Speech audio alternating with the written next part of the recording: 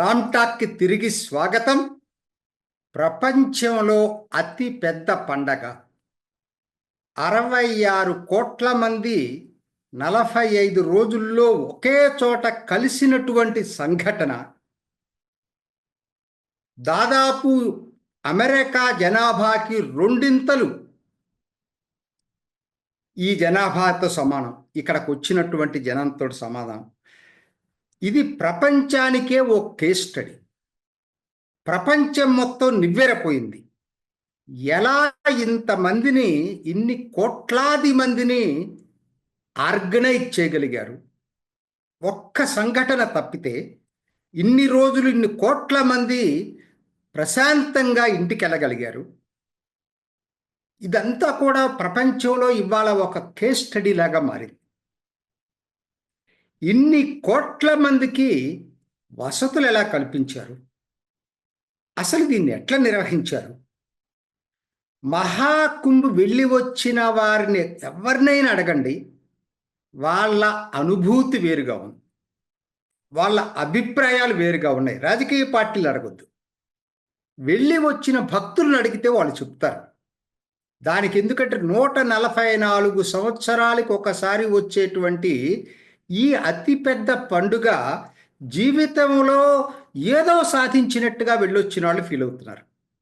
మహాకుంభకి కులాలు లేవు, మతాలు లేవు, ప్రాంతాలు లేవు, భాషలు లేవు. ప్రతి మానవుడు సమానం. ప్రతి మానవుడు వెళ్ళి అక్కడ ఆ త్రివేణి సంగమంలో మునగటానికే వెళ్తారు. పూజలు పునస్కారాలు ఏదో కొద్దిమంది చేయించుకుంటారు తప్పితే ప్రజానీకం పూజలు కూడా ఏముండవు. ఎక్కువ మంది వెళ్ళటం, మునగటం, రావటం. ఇదొక వింత అనుభూతి. కొత్త యుగంలో పర్టికులర్గా 21వ శతాబ్దంలో ఇంతమంది ఒక చోట గ్యాదర్ కావటం అనేది ఒక వింత అనుభవం అనొచ్చు. చాలామందికి డౌట్స్ ఉన్నాయి. 66 కోట్ల మంది ప్రజానీకం అని ఎలా చెప్పగలరని. 3000 సీసీ కెమెరాలు ఉన్నాయి, ఫేషియల్ రికగ్నిషన్, 550 ఏఐ కెమెరాలు ఉన్నాయి, ఏఐ ఎనేబుల్డ్ కెమెరాస్ ఉన్నాయి. అవి కౌంట్ చేస్తూ ఉన్నాయి. కొన్ని తప్పులుంటే ఉండొచ్చేమో, కరెక్ట్గా 100% నేను చెప్పలేను, కానీ డెఫినెట్గా ఇది ప్రపంచం ఎప్పుడూ చూడనటువంటి మానవాళి కలయిక. అంతవరకు మాత్రం ఎవరైనా ఒప్పుకుంటారు.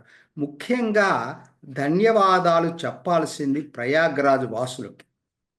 ఎంత ఇన్కన్వీనియన్స్ వాళ్ళకి. 45 రోజులు వాళ్ళు ఓర్చుకున్నారు. అఫ్కోర్స్ వాళ్ళలో చిన్న చిన్న వ్యాపారస్తులకి మంచి లాభం జరిగి ఉండొచ్చు, కానీ మొత్తం వాళ్ళకి ట్రాఫిక్ అంతా, రోడ్లన్నీ నిండిపోవటం వల్ల వాళ్ళ పనులకు కొంత అసౌకర్యం జరిగి ఉండొచ్చు. వాళ్ళ ఓపికకి ముందు ధన్యవాదాలు. అసలు బిజినెస్ ఎలా జరిగింది?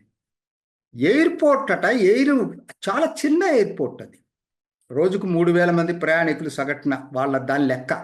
కానీ ఎంతమంది వచ్చారు ఈ 45 రోజులంటే 5.5 లక్షల మంది వచ్చారు. 5300 విమానాలు దిగినాయి అక్కడ. అసలు ఇదో కొత్త ప్రయోగం. ఏం ప్రయోగం అంటే ఇది స్పిరిచువల్ టూరిజంతో పాటు రాష్ట్ర ఆర్థిక పరిస్థితిని ఎలా అభివృద్ధి చేసుకోవచ్చు, వాళ్ళకున్న పొటెన్షియాలిటీ ఏంటి. స్పిరిచువల్ టూరిజం ఉత్తరప్రదేశ్కి, అది హిందూ కర్మభూమి ఉత్తరప్రదేశ్. దాన్ని వాళ్ళు ఎంతగా అద్భుతంగా రాష్ట్ర ప్రగతికి ఉపయోగించుకున్నారంటే ఈ 45 రోజులకి 3.5 లక్షల కోట్ల వ్యాపారం జరిగింది. 25,000 కోట్ల ఆదాయం ప్రభుత్వానికి వచ్చింది.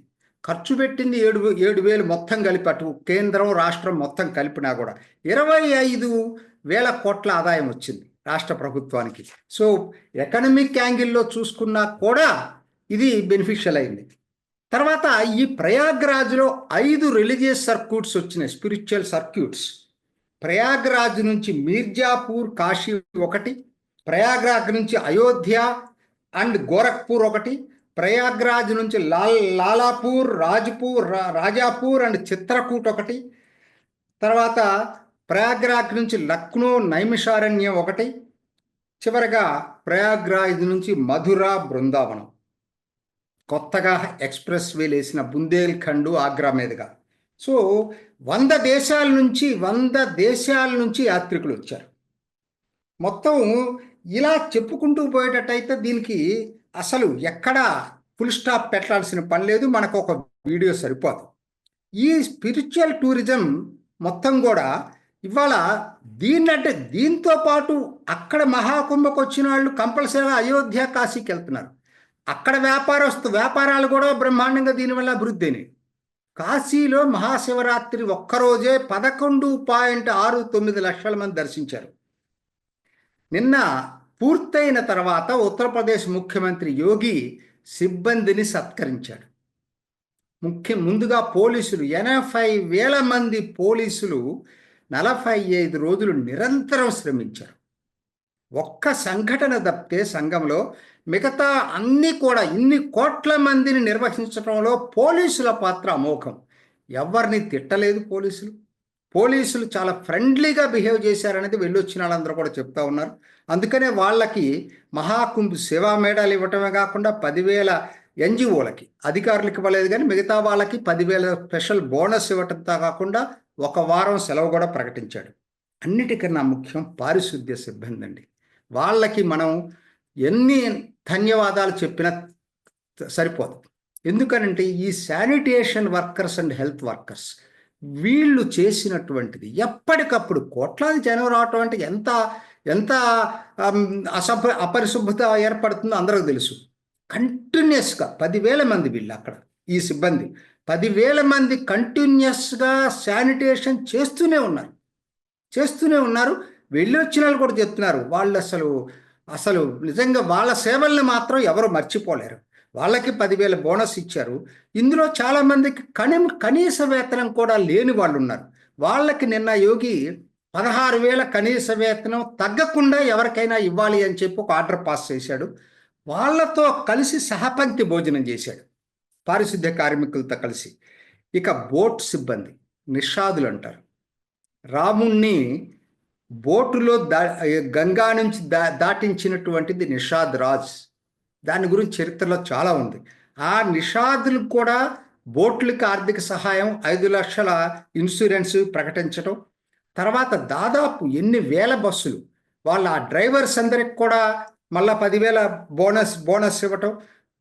ఇప్పటి నుంచి క్లీన్ చేయటానికట 15 రోజులు పడుతుంది. ఇంత సిబ్బంది మళ్ళీ పనిచేస్తే 15 రోజులు పట్టిద్దట దాన్ని క్లీన్ చేయటానికి. పెద్ద ఏరియా, ఒక్క సంఘమే కాదు, 12 ఘాట్లు కట్టారు అక్కడ.